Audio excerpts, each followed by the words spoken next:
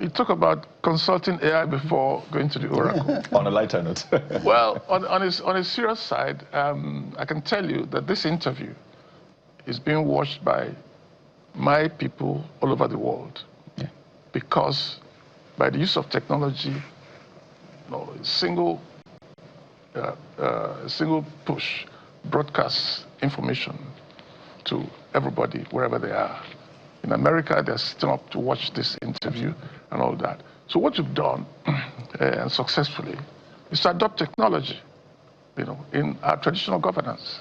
And what is wrong with that? Every quarter I hold a global town hall meeting with my people by Zoom. Okay, 300 people sign up, and we discuss issues of the community. I wanted to clap for that. That's beautiful. We discuss issues of the community, and out of that, great ideas come to the traditional council to adopt, to going forward. So, for instance, I was in Indianapolis a couple of years ago, and I had a town hall meeting from there. Out of that, we set up a community development trust fund, which, as at now, probably has about 300 million naira in it. That sort of thing. Yeah. So we don't see conflict between modernization and our culture and tradition. And the biggest drivers, the Onitsha development, our development NGO, is led by my best and brightest managing director of all banks, former managing director of one of the shell companies in Nigeria, and all of those. See, we've been brought up at home. If you're not brought up at home and you're brought up in Abuja or Lagos, you don't forget your culture because your parents inculcate it in you. Yeah.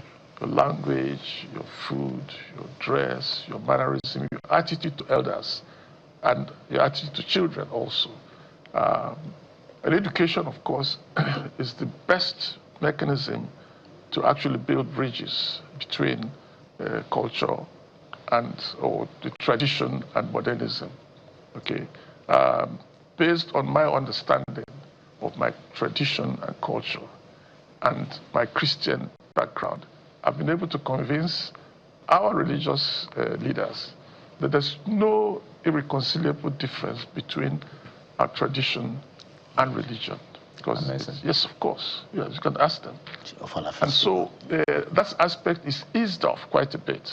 Okay, everybody goes to church now, but also if you have a traditional ceremony, people come. Okay. There's certain things like swearing on oath is banned. We don't swear on oath anymore. Okay, because it doesn't help the society. And if you go behind the people who concoct the oath and the shrines and so on, they're all human creations. If you go back to the days of slavery, the Arochukwu, Big Juju and all that was all about shipping people abroad for slavery and all of that. So there's more rationality coming into understanding and interpreting our norms and behaviors. Understanding why our ancestors did what they did. I'll give you an example. What is called Obanje,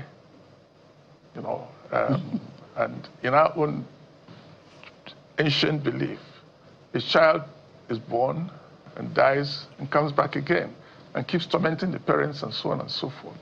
And of course, science has demonstrated that Obanje is actually a cause of sickle cell anemia, which is prevalent amongst black people.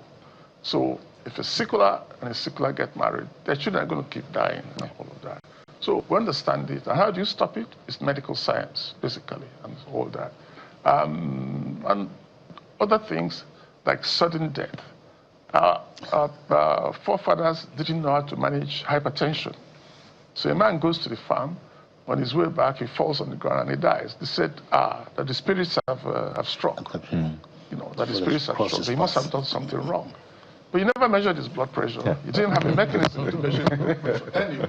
We didn't have a fig at that time. And all of that. Yes. So, in effect, there's no conflict between modernization and our norms and our tradition. And it's about a matter of building bridges and establishing what are the core elements of our tradition.